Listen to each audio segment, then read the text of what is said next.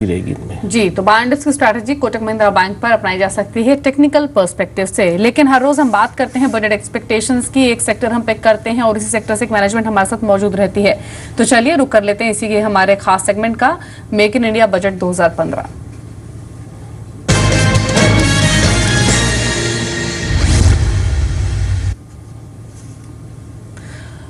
Budget 2015 आज हम बात करेंगे एग्रोकेमिकल सेक्टर की। इंसेक्टिसाइड्स इंडिया की मैनेजमेंट हमारे साथ मौजूद है। हमारे साथ मिस्टर राजेश अग्रवाल हैं, एमडी है इंसेक्टिसाइड्स इंडिया के। मिस्टर अग्रवाल, गुड आफ्टरनून, स्वागत है आपका।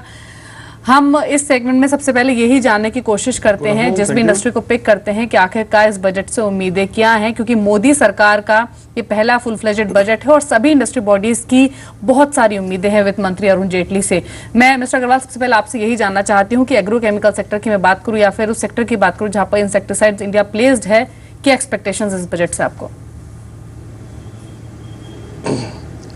देखिए, हमें लगता है कि ये जो बजट होगा फार्मर फ्रेंडली बजट होगा। किसानों का हित को ध्यान में रखते हुए इसमें काम होगा। खासतौर पे मैं समझता हूँ इंफ्रास्ट्रक्चर डेवलपमेंट के लिए काफ़ी कुछ काम होना चाहिए। वाटर अवेलेबिलिटी, जो कि एक किसान के लिए मेजर प्रॉब्लम है, इसके लिए भी काम होना चाहिए। और इसके अलावा अगर फूड प्रिजर्वेशन पे, कंजर्वेशन पे, स्टोरेज पे काम होता है तो मैं समझता हूँ कि बहुत बढ़िया काम रहेगा एग्रोकेमिकल सेक्टर के लिए और किसानों के लिए। जी मिस्टर अग्रवाल, काफी सारी बातों का आपने जिक्र किया और आपने कहा कि किसानों के हितों का ध्यान में रखा जाए, क्योंकि एग्रीकल्चर सेक्टर पर मोदी सरकार काफी फोकस्ड है, इसमें कोई शक नहीं है। लेकिन दो चीजें मैं आपसे ऐसी जानना चाहती हूँ जो आप मानते हैं कि इस बजट में होनी चाहिए, और उन दो चीजों पर अगर सरकार काम करती है तो कंपनियों के साथ साथ किसानों को भी काफी फायदा पहुंचेगा। कोई दो चीजें आप मेंशन कीजिए प्रिसाइसली। प्रिसाइजली अगर आप समझना चाहते हैं तो मैं कहूँगा कि इंफ्रास्ट्रक्चर डेवलपमेंट, इंफ्रास्ट्रक्चर के अंदर एक तो रोड, वाटर अवेलेबिलिटी, उसके साथ साथ अगर बजट से रिलेटेड हम बात करते हैं तो अगर जो किसानों की जैसे ईल्ड बढ़ती है, अगर पानी की अवेलेबिलिटी है, चीज़ें हो रही हैं, तो उसके साथ साथ अगर उसकी परचेजेस का अरेंजमेंट रहे और फूड प्रोसेसिंग पे थोड़ा सा काम हो, उसके ऊपर थोड़ा और ध्यान दिया जाए तो बहुत इंपॉर्टेंट ये डेवलपमेंट्स रहेंगे एग्रीकल्चर के लिए। जी, साथ ही मिस्टर अग्रवाल, पेस्टिसाइड्स पर जो एक्साइज ड्यूटी लगती है उसको लेकर भी कुछ कट होना चाहिए, कुछ एक्सपेक्टेशंस ऐसे भी आप लगा रहे हैं इस बजट से? देखिए, बहुत ज़्यादा एक्सपेक्टेशंस मैंने इसमें नहीं लगाई हैं। 12.5% की जो नॉर्मल एक्साइज ड्यूटी है वो लगभग एग्रोकेमिकल्स पर भी है। कुछ छोटा मोटा प्लस माइनस होता है तो बहुत बड़ा इम्पैक्ट नहीं होगा उससे। लेकिन जीएसटी अगर लाते हैं और जीएसटी जल्दी एप्लीकेबल होता है तो उसका बड़े पैमाने पर फ़ायदा हो सकता है, मैं समझता हूँ। जी, इनफैक्ट मैं यही चीज आपसे पूछने वाली भी थी कि जीएसटी कितना बड़ा ट्रिगर हो सकता है इस स्पेस को लेकर। अगर अप्रैल 2016 जिसकी एक्सपेक्टेशंस बिल्डअप हो भी रही हैं कि शायद अप्रैल 2016 से जीएसटी लागू हो जाए, तो कितना टर्न अराउंड ये ला सकता है एग्रोकेमिकल सेक्टर में? देखिए, ये बड़ा फ़ायदेमंद होगा किसान को सर्विस करने के लिए, क्योंकि जनरली हम हर स्टेट में 1 या 2 डिपोज लगाते हैं और उनसे उन स्टेट्स को सर्विस करने की कोशिश करते हैं।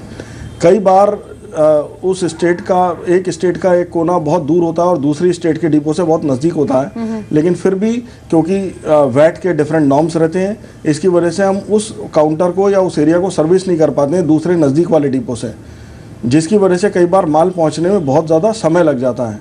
तो अगर जीएसटी एप्लीकेबल हो जाएगा तो हम नियरेस्ट डिपो से ऑपरेट कर पाएंगे जो नज़दीक के एरियाज़ हैं, तो उससे जो सर्विसिंग होगी, जो माल पहुंचाने का टाइम है, वो बहुत ज़्यादा बच पाएगा और उसके साथ साथ ट्रांसपोर्टेशन की भी थोड़ी सेविंग हो पाएगी। तो मैं समझता हूं कि जीएसटी अगर जल्दी एप्लीकेबल होता है तो एक बहुत बड़ा मूव रहेगा और ओवरऑल इंडस्ट्री को बूस्ट करेगा। ये एग्रोकेमिकल में भी मैं समझता हूं 5 से 10% का फायदा होगा इंडस्ट्री को। जी बिल्कुल, जीएसटी काफी इंपॉर्टेंट डेवलपमेंट होगी इस सेक्टर के संदर्भ में भी। साथ ही मिस्टर अग्रवाल, एक चीज और मैं जानना चाहती हूँ, और भी कई कॉर्पोरेट्स अब तक हमारी बातचीत हुई है एग्रोकेमिकल सेक्टर में ही, और इस तरह की बातें भी सामने आई हैं कि शायद ये इंडस्ट्री या फिर ये जो सेक्टर है ये किसी राहत पैकेज की भी एक्सपेक्टेशंस लगा रहा है। इस पर कुछ कॉमेंट करेंगे आप? अगर कुछ मिलता है तो बहुत अच्छी बात है। जल्दी मैं एक्सपेक्टेशन लगाता नहीं हूँ, बिकॉज मुझे लगता है कि अपने पोटेंशियल से अपने दम पर ही आगे बढ़ना है। लेकिन अगर कुछ होता है, मैं समझता हूँ कि अगर किसान को बेनिफिट होता है तो डेफिनेटली हमें बेनिफिट होगा। इंफ्रास्ट्रक्चर डेवलपमेंट अगर होगा, उसके लिए काम किया जाएगा तो डेफिनेटली सेक्टर अपने आप आगे बढ़ेगा। तो मुझे लगता है कि ज़्यादा ज़रूरत है कि किसान के पास हम ज़्यादा से ज़्यादा टेक्नोलॉजी लेके जा सकें, जिसके लिए बेसिक इंफ्रास्ट्रक्चर डेवलपमेंट की ज़रूरत है। अगर बेसिक इंफ्रास्ट्रक्चर डेवलप होता है, मार्केट अवेलेबल होती है, तो डेवलपमेंट अपने आप किसान तक पहुंचेगा उसके लिए, और अपने आप मार्केट एनहांस होगा।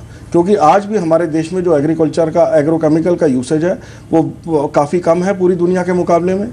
हम 500 ग्राम पर हेक्टेयर से भी कम एक्टिव इंग्रेडिएंट पर जो एग्रोकेमिकल का है इसको इस्तेमाल करते हैं। दुनिया भर का एवरेज 1.5% का है, एडवांस देशों का 2.5 kg पर हेक्टेयर का है। तो आज भी बहुत बड़ा गैप है। मैं समझता हूँ जैसे जैसे किसान की जागरूकता बढ़ेगी वैसे वैसे एग्रोकेमिकल का यूसेज और बढ़ेगा। जी मिस्टर अग्रवाल, आखिरी सवाल होगा आपसे। बजट से अलग मैं एक चीज पूछना चाहती हूँ। कल आपकी बोर्ड मीट है और ऑलरेडी कल आपसे जब बातचीत हुई थी तो आपने मेंशन किया था कि फंड रेजिंग को लेकर बोर्ड की मंजूरी कंपनी कोशिश करेगी लेने की, लेकिन कितने फंड्स आप रेज करेंगे, कुछ अमाउंट आपने डिसाइड किया है? देखिए, ये भी बोर्ड के अंदर कल डिस्कशन होगा। हम 10 से 15% की डाइल्यूशन कर सकते हैं कहीं भी, जिसकी डिस्कशन अभी बोर्ड मीटिंग के बाद ही मैं कुछ कमेंट कर पाऊंगा इसमें। जी चलिए, शुक्रिया मिस्टर अग्रवाल समय देने के लिए जी बिजनेस को बजट एक्सपेक्टेशन से जुड़ी अपनी राय रखने के लिए शुक्रिया आपका। तो आप सुन रहे थे मिस्टर राजेश अग्रवाल को, एमडी है इंसेक्टिसाइड्स इंडिया के, जो बता रहे थे कि एग्रो केमिकल सेक्टर की क्या एक्सपेक्टेशन है इस बार के बजट से। लेकिन बजट की क्योंकि हम बात कर रहे हैं और इसी के संदर्भ में एक एक्सक्लूसिव खबर भी है हमारे पास। मेरे सहयोगी दीपू रॉय भी मौजूद हैं हमारे साथ न्यूज रूम से। दीपू, बजट को लेकर कुछ एक्सक्लूसिव जानकारी आपके हाथ लगी है और इस तरह की बात हो रही है कि कोई बड़ा फैसला हो सकता है इस बार के बजट में। पहले बताऊं कि जीएसटी से अलाइन करने के लिए यह बजट एक ड्रिवन पॉइंट होगा और सरकार इंडिकेट करेगी, खास तौर से चूंकि GST goods and service tax जो है इनडायरेक्ट टैक्सेस की जगह लेगा, तो इनडायरेक्ट टैक्स में एक्साइज ड्यूटी को जो पिक रेट है 12%